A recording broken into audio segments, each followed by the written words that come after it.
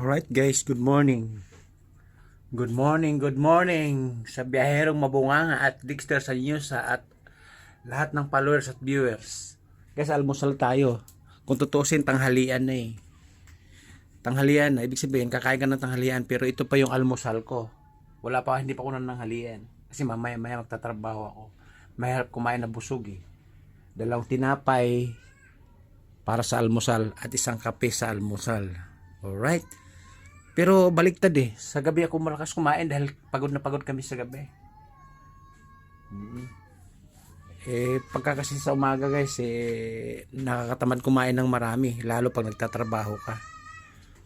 Marami naman kami pagkain. Pero sa umaga talaga, ugali ko talaga yung kunti lang kinain. Gusto ko tinapay, kape lang. Kahit sa umaga, kahit 2 beses ako magkakape, okay na yun. Okay? Kape tayo.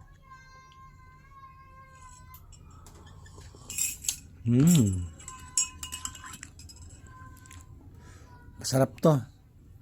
Ito yung sinasabi na tinapay na made in the Philippines. Gawa ng Pilipinas.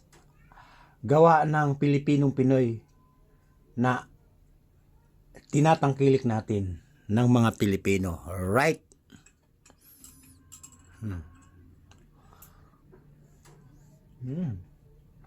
Yummy.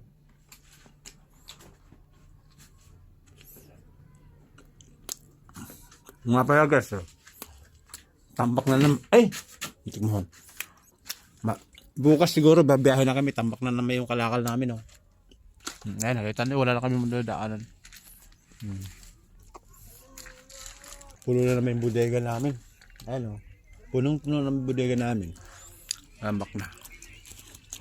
Alright.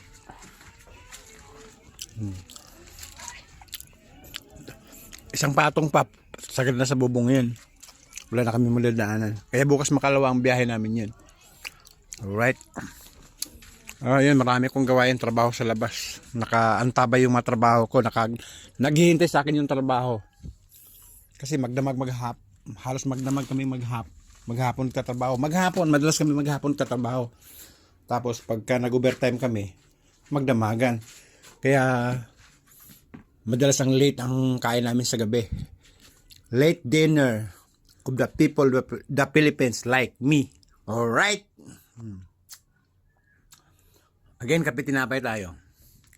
Para ito kasi yung gustong gusto ko sa umaga. Yung kape tinapay.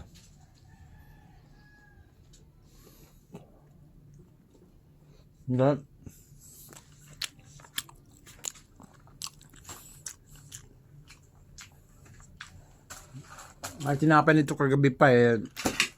Ayaw ko na yun. Sawain ako sa tinapay guys. Gusto ko pag natikman lang, itatabi sa isang tabi, ilalagay sa freezer, ilalagay sa isang lagayan. Gusto ko iba naman. Ganun kami. Kahit hindi gano'n nagkakain sa umaga, basta may tinapay, okay na. Okay na para sa akin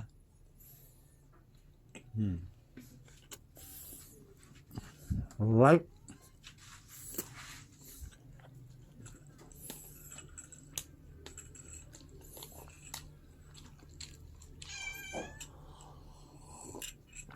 Nga pala, yung mga mahilig sa tumawa sa videos ko dyan, ingat naman, baka mamaya mautot kakakabagan katatawa sa mga videos ko. Paalala ko lang. Kasi hindi ako tumitigil, hindi ako lumulubay ka-upload ng mga videos na funny, katatawanan o nasisiyahan yung bawat Pilipino na tinatangkilik talaga. Kasi yung mga ina-upload kong videos, kakaiba na hindi niyo pa nakikita sa iba.